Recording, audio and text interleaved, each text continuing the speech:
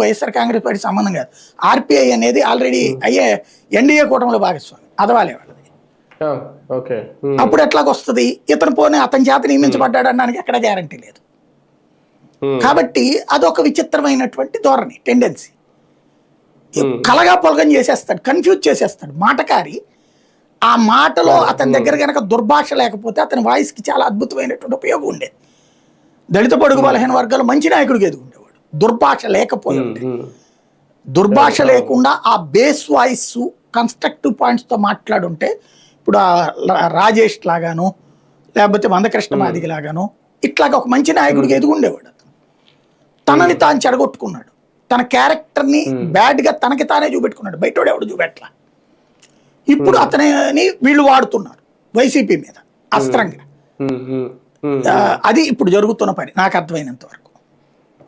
కానీ మధ్యలో సజ్జల రామకృష్ణారెడ్డి గారి మీద ఎందుకు ఈయన ఆరోపణలు చేస్తారు? అదే చెప్పేదంటే ఇప్పుడు ఇతను వెళ్ళాడు నిన్న, సజ్జలు పిలిచేస్తాడు అనుకున్నారు. సజ్జలు కూడా నువ్వెవరు బావా మాకేంటి సంబంధం అన్నారు. 4 గంటలు కూర్చోబెట్టి పంపించేశారంటే ఎందుకు ఇస్తారు? వాళ్ళ పార్టీ కాదు కదా ఇతను.